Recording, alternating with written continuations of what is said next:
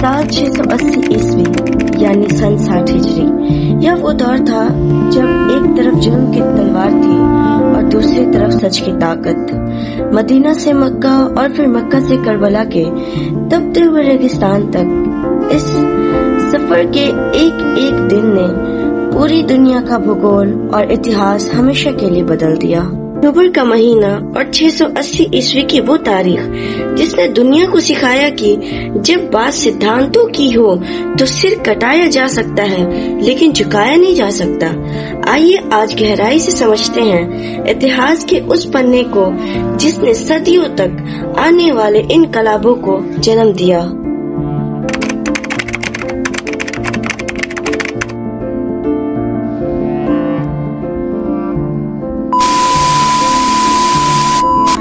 इस मंथ में सबसे ज़्यादा ट्रेंड चलने वाली video the story of Karbala है।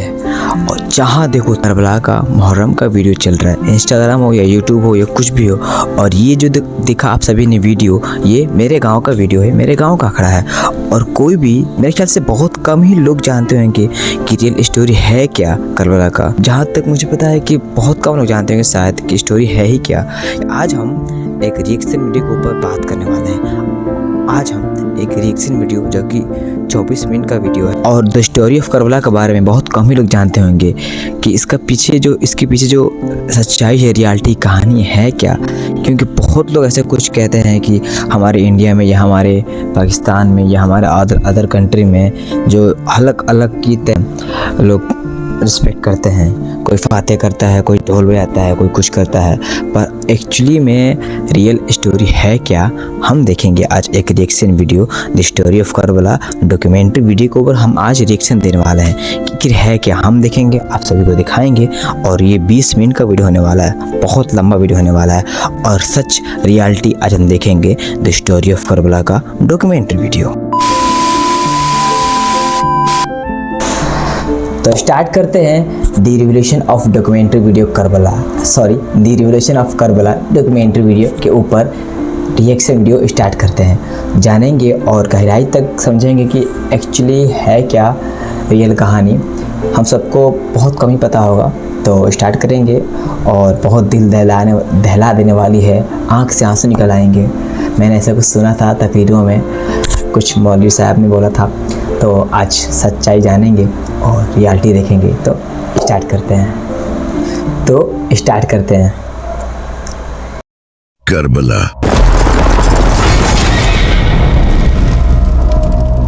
एक ऐसा रेवोल्यूशन जिसकी वजह से कई बड़ी गवर्नमेंट तक उलट गई, जैसा कि ईरान और सीरिया।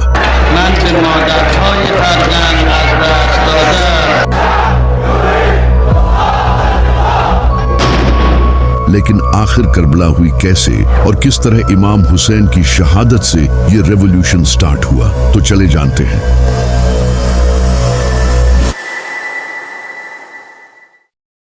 जब यजीद को मुआविया ने इमाम हसन अलैहिस्सलाम की ट्रीटी तोड़कर खलीफा बना दिया, तो अपनी मौत से पहले मुआविया ने अपने बेटे यजीद को वार्न किया और कहा कि हुसैन से होशियार रहना, अगर ये तेरे खिलाफ खड़ा हुआ तो तू नहीं बचेगा।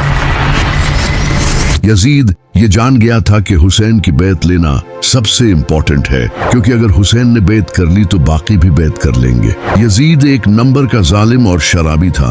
वो ये अच्छे से जानता था कि लोग इसकी बैत नहीं करेंगे, तो इसने जबरदस्ती तलवार की नोक पर लोगों से बैत लेना शुरू कर दी। इसने अपने सारे गवर्नर्स को खत भेजे और कहा कि वो इसके लिए जबरदस्ती लोगों से बैत लें। तो इसके गवर्नर्स ने लोगों को मार पीट के इनसे जबरदस्ती बैत लेना शुरू कर दी। तभी मदीना का गवर्नर वलीद बिन उतबा ने इमाम हुसैन अलैहिस्सलाम को रात के वक्त सीक्रेटली बुलाया और कहा कि वो यजीद की बैत कर ले।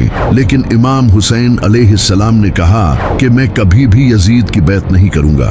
ये कहकर इमाम हुसैन इसी रात अपनी फैमिली को लेकर मक्का चले गए, जहां वो कई महीनों तक रहे। जब इमाम हुसैन अलैहिस्सलाम मक्का में थे तो वहां उन्हें कूफे के कई लोगों ने खत भेजे और कहा कि हमारा आपके सिवाय कोई इमाम नहीं, आप हमारे पास आए, हम आपका। ये जो कहानी है the revolution of Karbala documentary video, मैंने इसमें एक चीज़ देखा। अक्सर हमारे यहाँ के जो मौलवी मौलाना हैं वो ये बात कहते हैं कि ऐसा कुछ कुछ हुआ था उन लोगों के साथ। तो जब हम सुनते हैं तो हमारे रग रग खड़े हो जाते हैं, आँख से आंसू निकल आता है। तो आज हम जो अभी जस्ट वीडियो हम लोग देखे हैं इसमें मैंने एक चीज़ नोटिस किया, ये तो खैर AI वीडियो है पर कहानी पूरा सच्चाई है, रियलिटी है। तो मैंने एक चीज़ नोटिस किया कि इसमें जो हमारे हज़रत अली का जुल्फ़िकार तो था, उस टाइप में से कुछ लग रहा है कि वो तलवार जो है ऐसा रहता था बीच में। अच्छा आगे देखते हैं क्या दिखाता है, तो स्टार्ट करते हैं। तो इमाम हुसैन अलैहिस्सलाम ने मुस्लिम बिन अकील को कूफा की सिचुएशन का जायजा लेने के लिए भेजा। मुस्लिम बिन अकील कूफा पहुंचे और वहां के लोगों ने इनका अच्छे से वेलकम किया और 18,000 से ज्यादा लोगों ने इमाम हुसैन के हाथ पर बैत करने का वादा किया। जब यजीद को ये पता चला कि मेरे खिलाफ लोग फौज खड़ी करने वाले हैं, तो इसने फौरन कूफा के गवर्नर नोमान बिन बशीर को हटाकर इनकी जगह उबैदुल्लाह बिन जियाद को गवर्नर बना दिया ताकि वो वहां जाकर इस मूवमेंट को खत्म कर सके। तो उबैदुल्लाह बिन जियाद बड़ी ही चालाकी से रात के अंधेरे में इमाम हुसैन की तरह के कपड़े पहनकर और अपना मुंह छुपाकर कूफा में एंटर हुआ। जब लोगों ने इसे देखा तो उन्हें लगा कि इमाम हुसैन इन्हें लीड करने आए हैं। लोग खुशियां मनाने लगे और इसके हाथ चूमने लगे। उस वक्त इलेक्ट्रिसिटी तो होती नहीं थी, तो रात के वक्त किसी को पता नहीं चला।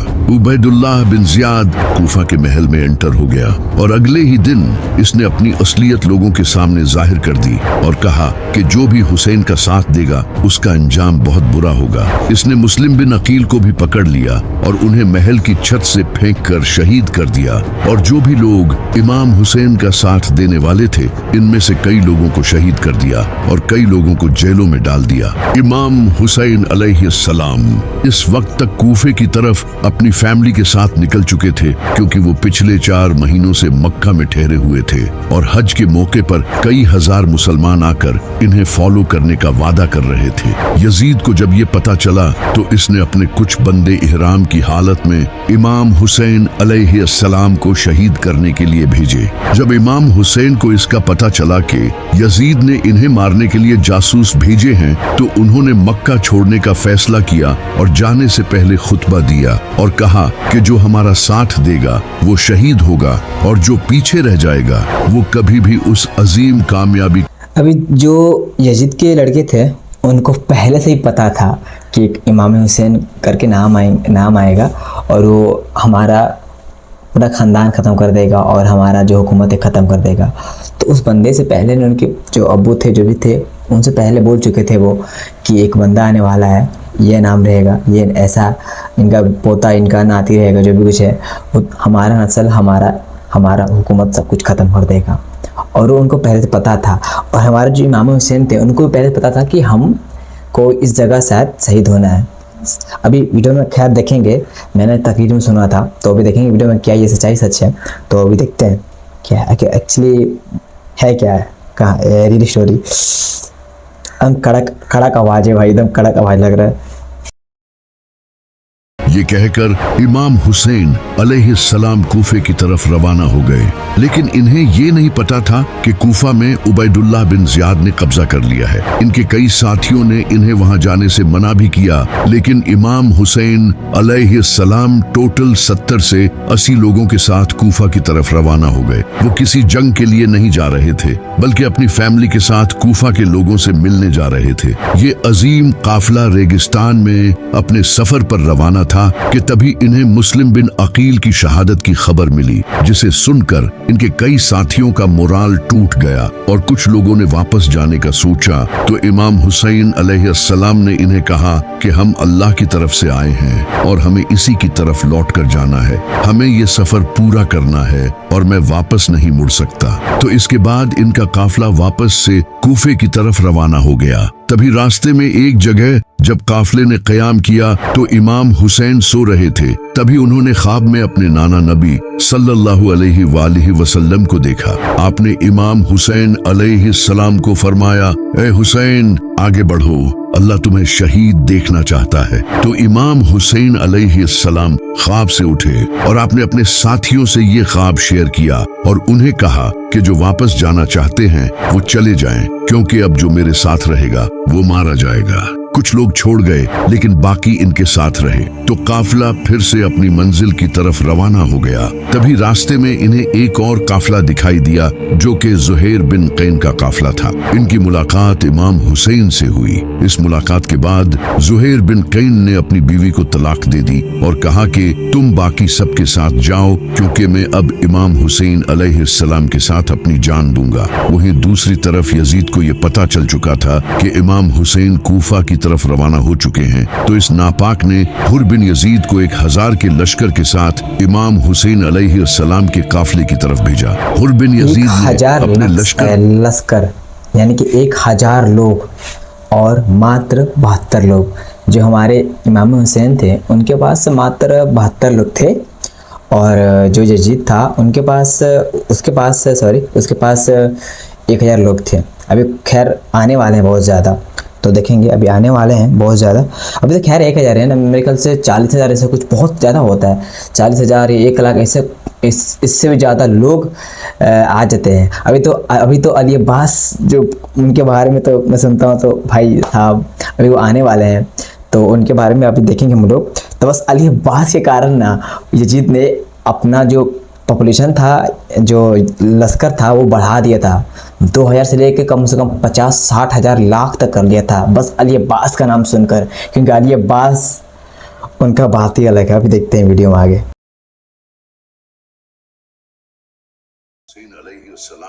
के साथ इमाम हुसैन के काफिले को रास्ते में ही एक जगह दरियाए फुरात के किनारे रेगिस्तान में रोक लिया। इमाम हुसैन ने अपने साथियों से पूछा कि ये कौन सी जगह है, तो उन्होंने बताया कि ये करबला है। इमाम हुसैन अलैहिस्सलाम की आंखों में आंसू आ गए और आपने फरमाया, यही वो जगह है जहां हमारा खून बहाया जाएगा। इमाम हुसैन अलैहिस्सलाम ने हुक्म दिया कि यहीं खैमे गाड़ दो, अब हम आगे नहीं बढ़ेंगे।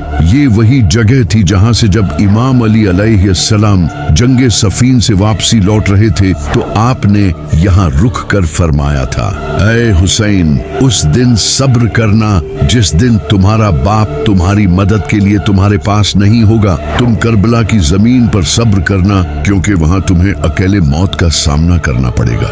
तो जब 2 मुहर्रम के दिन इमाम हुसैन अलैहिस्सलाम के साथियों ने करबला में खैमे लगा लिए, तो इसी वक्त यजीद ने 4000 के लश्कर के साथ अमर बिन साद को हुर बिन यजीद की फौज ज्वाइन करने भेजा। इससे हुर बिन यजीद की फौज और ज्यादा बढ़ गई। इसके अलावा भी अमर बिन साद यजीद से और ज्यादा लश्कर मंगवाने लगा, जिसके बाद इसकी फौज 1000 से 30,000 हो गई। वहीं दूसरी तरफ इमाम हुसैन के साथ इनके सिर्फ 70 साथी थे। लेकिन आखिर क्यों अमर बिन साद इतनी ज्यादा फौज मंगवा रहा था, जबकि सामने सिर्फ 70 थे और इनमें से भी कई बच्चे और औरतें थी? इसकी वजह यह थी कि इन 70 लोगों में एक इंसान था जिसका नाम था अब्बास। ये इमाम अली अलैहिस्सलाम के बेटे और इमाम हुसैन अलैहिस्सलाम के भाई थे। ये इतने बहादुर थे कि जब ये जंग में लड़ते थे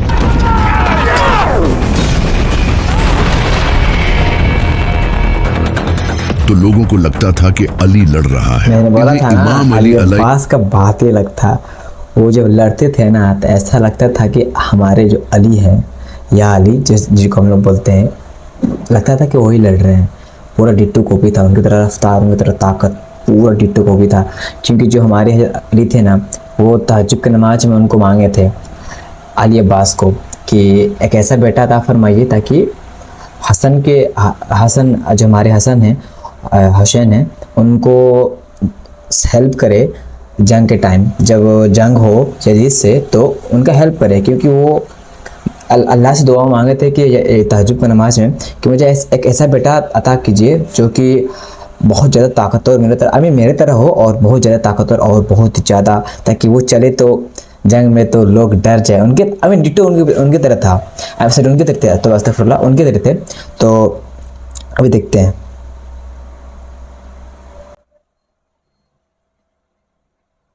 अलैहिस्सलाम ने तहज्जुद में अल्लाह से मांगा था। आपने दुआ की थी, ऐ अल्लाह मुझे ऐसा बेटा अता फरमा जो मेरे बेटे हुसैन को इसकी तन्हाई के दिन सहारा दे। मुझे ऐसा बच्चा अता कर जो हुसैन का वफादार हो, जो करबला में इसके साथ खड़ा हो, जो इसके लिए अपनी जान दे और मौत के सामने न झुके। तब जाकर अल्लाह ने उन्हें अब्बास जैसा बेटा दिया। इसी वजह से अमर बिन साद लगातार फौज मंगवा रहा था, क्योंकि सामने अब्बास खड़ा था। तो इमाम हुसैन ने कूफा के लोगों को एक खत लिखा उन्हें अपनी इस कंडीशन के बारे में बताने के लिए, लेकिन वो खत कभी कूफा के लोगों तक पहुंचा ही नहीं। इमाम हुसैन और इनके साथी शदीद प्यास बर्दाश्त कर रहे थे, क्योंकि अमर बिन साद ने 500 फौजी फुरात के किनारे खड़े कर दिए थे। इस वक्त रेगिस्तान में शदीद गर्मी थी, सूरज सर पर था, बच्चे रो रहे थे और इनके होंठ सूखे पड़े थे। यहाँ तक कि औरतें प्यास की शिद्दत से बेहोश हो रही थी। प्यास की वजह से इमाम हुसैन के साथी कमजोर हो रहे थे, लेकिन इनका जज्बा मजबूत था। इमाम हुसैन अलैहिस्सलाम के एक बेटे इमाम ज़ैनुलाब्दीन अलैहिस्सलाम पहले ही बीमार थे। बीबी सकीना इमाम हुसैन के पास आकर बार बार पूछ रही थी कि बाबा पानी कहाँ है। इमाम हुसैन अलैहिस्सलाम ने दुश्मनों को पैगाम भेजा कि अगर तुम्हें मुझसे दुश्मनी है तो इन बच्चों और औरतों को तो पानी पीने दो, इनका क्या कसूर है। लेकिन उनका आगे से जवाब आया कि हमें उबैदुल्लाह बिन ज़ियाद ने सख्त ऑर्डर दिया है कि इन्हें एक बूंद भी पानी नहीं देना। अगले दिन 8 मुहर्रम को इमाम हुसैन अलैहिस्सलाम ने अमर बिन साद से नेगोशिएशंस करने की कोशिश की, लेकिन इनकी एक ही डिमांड थी कि यजीद की बैत करो, जो कि इमाम हुसैन कभी करने को तैयार नहीं थे। प्यास की वजह से दिल की धड़कन तेजी से बढ़ रही थी, खून गाढ़ा होने की वजह से बॉडी को पंप करने में मुश्किल हो रही थी, ब्रेन फंक्शंस कम हो रहे थे और ये सब बच्चों में और ज्यादा हो रहा था। 9 मुहर्रम का दिन आ चुका था और इसी आजमाइश जो अली अब्बास थे ना, वो जाएंगे शायद, मेरे ख्याल से मैंने सुना तकरीर में कि वो जाते हैं पानी लाने, तो बस उनके लिए यजीद ने, उस हरामखोर ने, यजीद ने 500 लोग पानी के आजू बाजू खड़ा कर दिए थे कि अली अब्बास आएंगे तो पक्का आएंगे, तो भाई उनका चलना और उनका काटना एक अलग ही रुतबा है। तो बस 500 लोग उनके लिए लगाए थे। फिर भी मेरे ख्याल से 500 कम ही होंगे, क्योंकि जो हमारे अली अब्बास थे, हुसैन हसन थे, उनका फैमिली पूरा बिना पानी का रह रहे थे और उनका पूरा शरीर बॉडी पूरा सूख गया था बिना पानी का। और सोचो भाई 10 दिन तक कोई सह पाएगा, वो भी इतनी कड़की धूप में, रेगिस्तान में, बिना पानी का, बिना खाने पीने का। तो हालत तो ख़राब हो गया था उन सबका। और जहाँ तक मेरा ख्याल है कि अगर हमारे प्यारे अली रहते ना तो शेर खुदा रहते तो अलग बात रहता। तो शायद करते हैं, देखते हैं आगे क्या है। पर मुझे पता है कि बस एक और रहते ना, मेरे ख्याल से अली अब्बास की तरह एक और रहते तो फिर भी खैर अल्लाह ने तो फरमा दिया था कि ऐसा होना था और तकदीर में लिखा हुआ था कि ऐसा होगा, इस करबला की जगह पर ऐसा कुछ होगा। उन्होंने फरमा दिया था, तो जो होना था ये होगा ही, जो पहले से जिक्र हो गया था। तो देखते हैं आगे क्या। मुहर्रम का दिन भी गुजर गया। इमाम हुसैन अलैहिस्सलाम ने सारी रात इबादत की और अपने साथियों से कहा, तुम अब जा सकते हो, दुश्मनों को सिर्फ मेरी जान चाहिए, मैं नहीं चाहता कि मेरी वजह से किसी की जान जाए। इसके बाद इमाम हुसैन ने चिराग बुझा दिया और जब थोड़ी देर बाद चिराग जलाया तो इनका एक भी साथी इन्हें छोड़कर नहीं गया। हुर बिन यजीद को जब ये पता चला कि अमर बिन साद इमाम हुसैन के खिलाफ जंग करेगा, तो उन्होंने इमाम हुसैन की फौज ज्वाइन कर ली, क्योंकि वो इमाम हुसैन की इज्जत करते थे। इसके बाद 10 मुहर्रम का सूरज चढ़ा। इमाम हुसैन अलैहिस्सलाम यजीद की फौज के सामने आए और कहा, ऐ लोगो, गौर करो कि मैं कौन हूँ। क्या मैं तुम्हारे नबी का बेटा नहीं हूँ? क्या तुम मुझे सिर्फ इसलिए कत्ल करना चाहते हो कि मैंने यजीद की बैत करने से इनकार कर दिया? लेकिन दुश्मन खामोश रहे तो इमाम हुसैन ने अपनी फौज को तैयार किया और 3 हिस्सों में डिवाइड किया। एक हिस्सा राइट में था, एक लेफ्ट में और एक हिस्सा सेंटर में था, जिसे हजरत अब्बास लीड कर रहे थे, जबकि यजीद की आर्मी इनके चारों तरफ थी। तो फज्र की नमाज के बाद जंग शुरू हुई।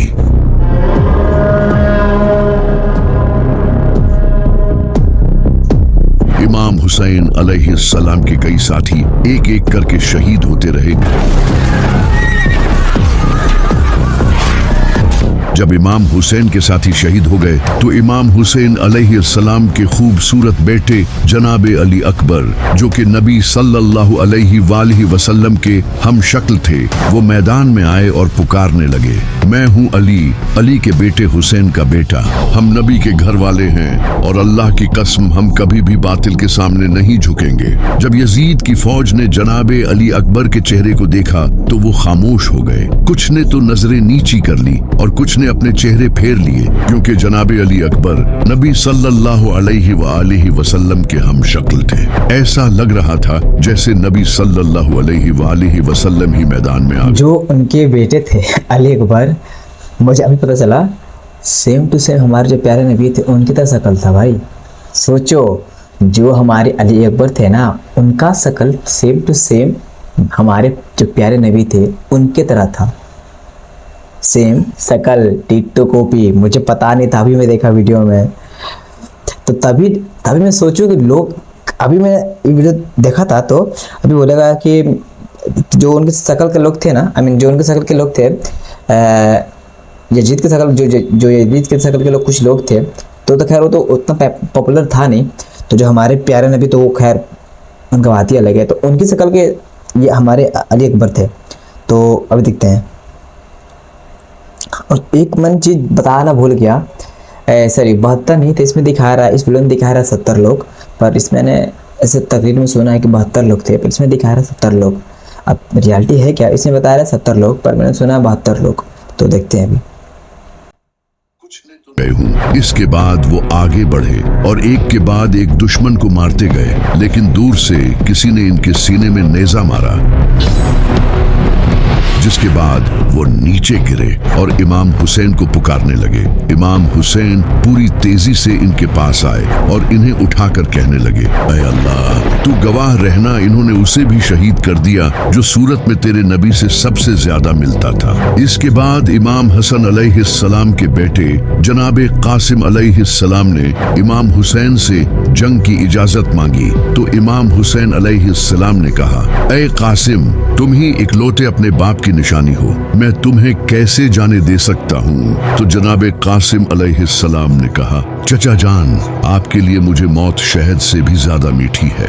इमाम हुसैन अलैहिस्सलाम ने इन्हें गले लगाया और रोने लगे। तो फिर जनाबे कासिम मैदान में आए और बड़ी बहादुरी से लड़े, लेकिन कुछ देर बाद किसी ने पीछे से इन पर हमला किया और वो भी शहीद हो गए। इमाम हुसैन अलैहिस्सलाम इनके पास गए और इनके जिस्म को उठाया। इसके बाद इमाम हुसैन के 2 भतीजे भी शहीद हो गए। हजरत अब्बास अलैहिस्सलाम भी जंग में मसरूफ थे। जब उन्हें बच्चों के रोने की आवाज आई तो उन्होंने इमाम हुसैन अलैहिस्सलाम से पानी लाने की इजाजत मांगी। इमाम हुसैन ने उन्हें इजाजत दे दी। इसके बाद हजरत अब्बास अलैहिस्सलाम अपने घोड़े पर सवार हुए और यजीद की आर्मी को चीरते हुए फुरात की तरफ बढ़े। वो रास्ते में आने वाले हर एक को खत्म करते गए और दरिया पर पहुंच गए। वहां पहुंचकर उन्होंने पीने के लिए अपने हाथों में कुछ पानी लिया, लेकिन जैसे ही उन्हें याद आया कि इनका खानदान प्यासा है तो उन्होंने पानी अपने हाथों से गिरा दिया। इसके बाद वो अपने मशकीजे में पानी लेकर अपने घोड़े पर बैठे और वापस खेमों की तरफ बढ़ने लगे, लेकिन तभी कुछ दुश्मनों ने इनके बाजू पर हमला किया और इनका एक बाजू काट दिया। उन्होंने ऐसे थे ना जिनसे सारे यजीद डरते थे। मान लो ना, अगर मान लो पीछे से वार ना किया होता ना सब यजीद, तो मैं तो कह रहा था ना कि पानी उनके पास पहुंच जाता। अभी मैं देखूंगा, मैंने सुना है तकरीर में कि कोई पीछे से वार करता है उनके हाथ के ऊपर, हाथ कटता है, पानी नीचे गिरता है।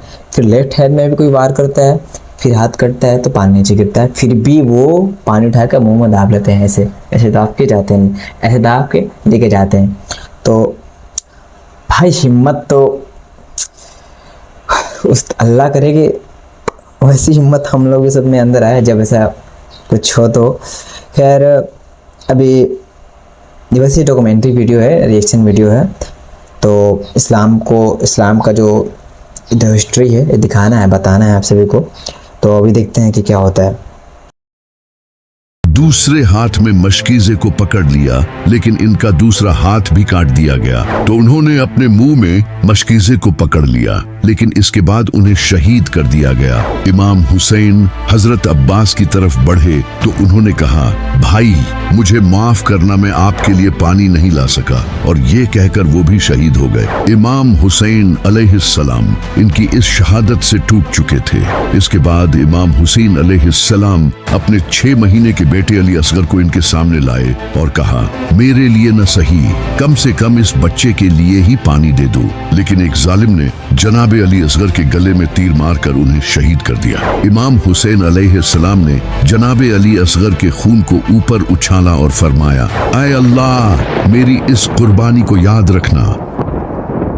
अब इमाम हुसैन के सारे साथी शहीद हो चुके थे और वो अकेले रह गए थे। इनके जिस्म पर कई जख्म थे और वो भी लड़कर थक चुके थे। ऊपर से प्यास की शिद्दत से जहां एक नॉर्मल इंसान के लिए हिलना तक मुमकिन नहीं होता, वो दुश्मनों के सामने डटकर खड़े थे। इमाम हुसैन अपनी फैमिली के पास गए, उन्हें अलविदा कहा और कूफा के लोगों को आखिरी खत लिखा और कहा, तुमने मुझे खत भेजकर बुलाया था, लेकिन अब तुम अपने वादे से फिर चुके हो। अब इंशाअल्लाह क़यामत के दिन मुलाकात होगी। इसके बाद वो अपने घोड़े जुल्जनाह पर सवार होकर हाथ में जुल्फिकार लिए मैदान में आए। इनके सामने हजारों का लश्कर था और वो अकेले थे, लेकिन हार मानने के लिए तैयार नहीं थे। एक तरफ वो तादाद में डायनासोर्स थे और दूसरी तरफ एक जख्मी शेर।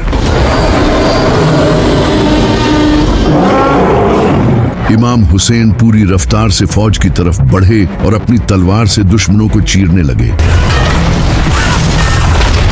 वो दुश्मनों की सफ़ें चीरते हुए आगे बढ़ते रहे। दुश्मनों की गर्दनें हवा में परिंदों की।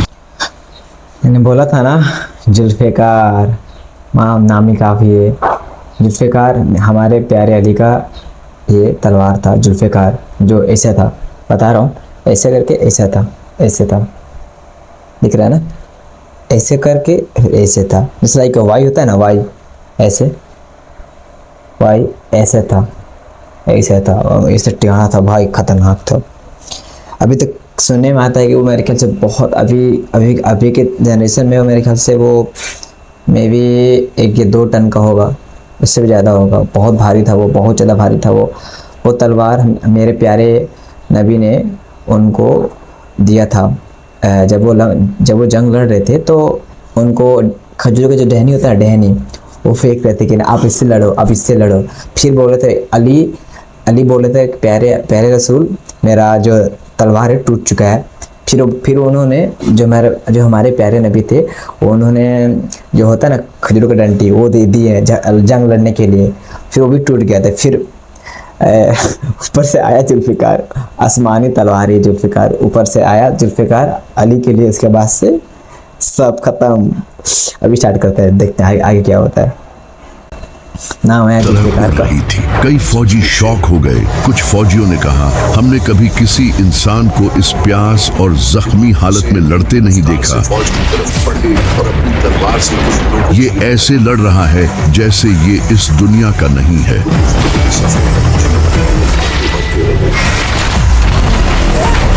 यजीद की फौज के कई कमांडर्स ने एक साथ हमला करने का कहा, लेकिन कोई भी इमाम हुसैन को फेस करने के लिए तैयार नहीं था। 10 फौजी एक साथ इमाम हुसैन अलैहिस्सलाम से लड़ने आते, लेकिन फिर भी वो इनका मुकाबला नहीं कर पा रहे थे। जैसे ये इस दुनिया का नहीं है। ऐसा लग रहा था जैसे अली खुद जुल्फ़िकार लेकर मैदान में लड़ रहे हों। दूर खड़े अमर बिन साद ने जब ये देखा तो इसने ये देखकर अपनी फौज को कहा, चारों तरफ से हमला करो और हुसैन पर दूर से तीर बरसाओ। जब इमाम हुसैन पर हजारों तीर बरसे तो वो खुद को बचा न सके और इनका पूरा जिस्म तीरों से भर गया। इमाम हुसैन अलैहिस्सलाम अपने घोड़े से गिरे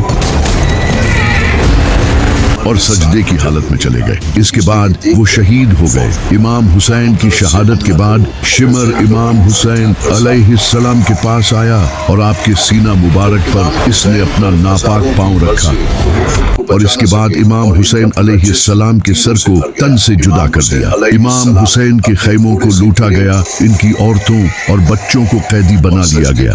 में चले गए। इसके बाद वो शहीद। इमाम हुसैन की शहादत के बाद एक ऐसा रिवॉल्यूशन आया जो कि आज तक कायम है। इमाम हुसैन की शहादत का जब कूफा के लोगों को पता चला तो उन्होंने इमाम हुसैन की कब्र पर आकर कसम खाई कि वो यजीद के खिलाफ आखिरी दम तक लड़ेंगे। इनका इम्तिहान हमारी तलवार। यजीद एक ऐसा इंसान था ना, उसके अंदर थोड़ा भी इंसानियत मोहब्बत कुछ था ही नहीं।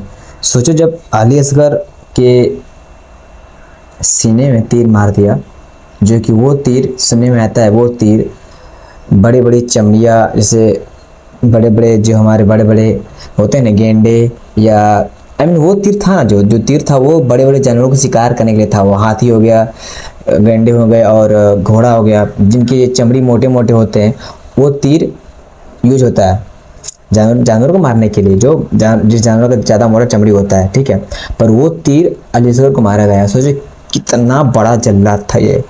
थोड़ा भी इसके अंदर इंसानियत मोहब्बत कुछ नहीं था, थोड़ा भी नहीं था। सोचना चाहिए था कि ये नबी के खानदान से थे, उनके पोते थे। इसके बाद उन्होंने यजीद के खिलाफ जंग की और शहीद हो गए। इसके बाद मक्का में अब्दुल्ला बिन जुबैर ने यजीद की बेत करने से इनकार कर दिया। यहाँ हम उनको रोकेंगे। जिसके बाद मक्का के मुसलमानों ने यजीद से जंग की और हजारों मुसलमान शहीद हुए।